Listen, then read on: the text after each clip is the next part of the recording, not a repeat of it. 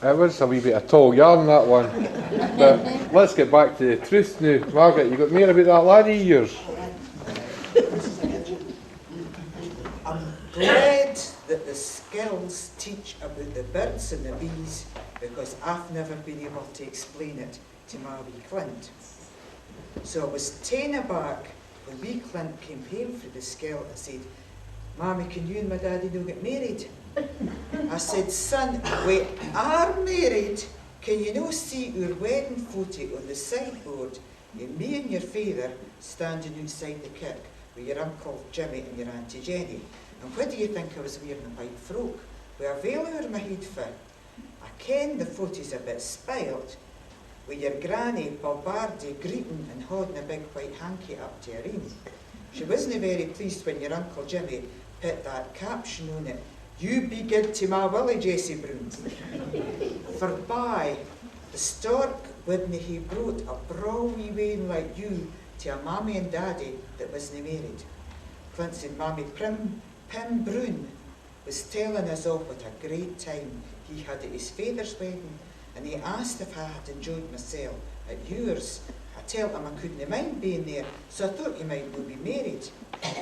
Wee Jimmy Smith's father has told him he can bring 12 pals to his wedding. Jimmy's given first chance to anybody who'll ask him back to their mammy and or daddy's wedding, so I suppose I'll not get unless you get married again." "Aye, but you're wrong about the stork.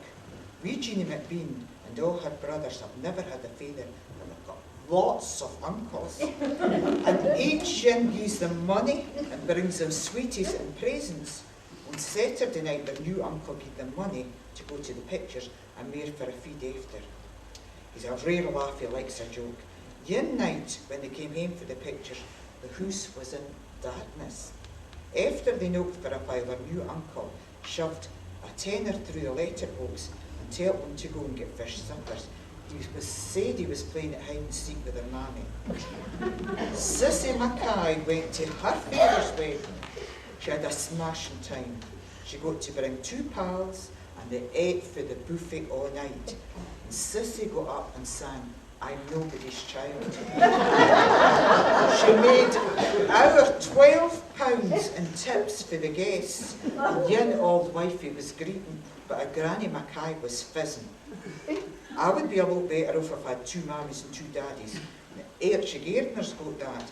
He's never short of cash or sweeties. He just has to say to his daddy and his stepmother, "My real mammy is buying me a bike, but I'd far rather have a computer to make me clever so he'll be proud of me."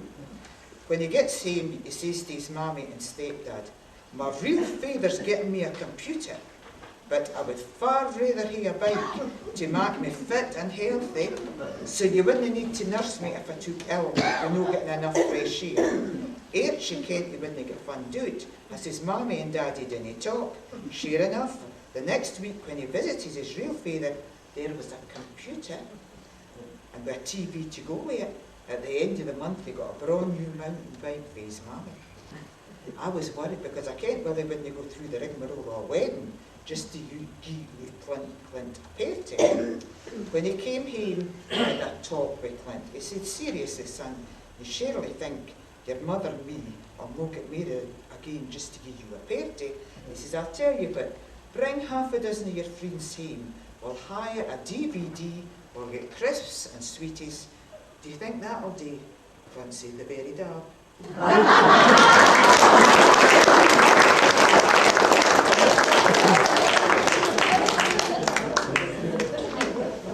And that's only his second day at school.